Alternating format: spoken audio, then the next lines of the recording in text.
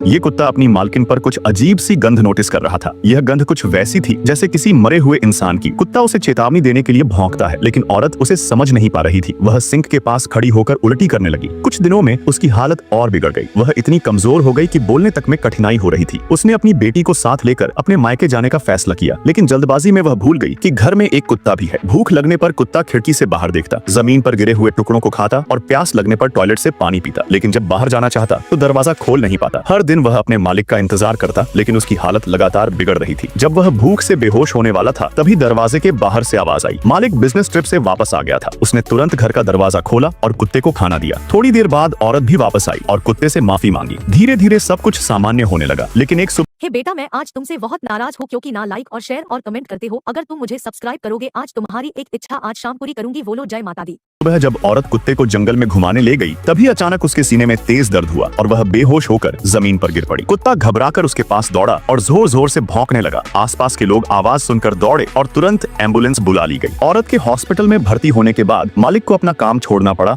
और बेटी की देखभाल की जिम्मेदारी उठानी पड़ी। शुरू में बहुत गलतियां हुई, लेकिन धीरे धीरे उसने अपनी बेटी की जरूरतों का ध्यान रखना सीख लिया। कुछ महीनों बाद ऑपरेशन सफल रहा और औरत अपने माता पिता के घर वापस आई। अब उसने अपने लंबे सुनहरे बाल काट दिए थे और उसका चेहरा पहले से ज्यादा सुस्त हो गया था। कुत्ता हर वक्त उसकी देखभाल में लगा रहता, चाहे वह खुद कितना ही थका हो। वह नींद को नजरअंदाज कर उसकी सुरक्षा में जुटा रहता, लेकिन डॉक्टरों की पूरी कोशिश के बावजूद कैंसर का फैलाव नहीं रोका जा सका। उस रात कुत्ता चुपचाप एक कोने में बैठा अपनी मालकिन को देख रहा था। औरत ने मुस्कुराते हुए उससे कहा, अब मुझे मौत से डर नहीं लगता। आने वाले दिनों में तुम अपनी छोटी बहन का ध्यान रखना। कुत्ता धीरे धीरे उसके करीब गया और उसके हाथ को सूंघने लगा। उसे महसूस हो रहा था कि यह उसकी मालकिन का आखिरी अलविदा है। अगली सुबह औरत हमेशा के लिए सो गई। मालिक और कुत्ता गहरी उदासी में डूब गए। फिर भी वह हर दिन उसकी बेटी के पास रहता, जैसे कि उसने अपनी मालकिन से किया हुआ वादा निभाने की ठानी हो। वैसे क्या आपने कभी अपने पालतू जानवर की ऐसी वफादारी देखी है? वीडियो को लाइक करके अपनी राय नीचे कमेंट में जरूर बताएं।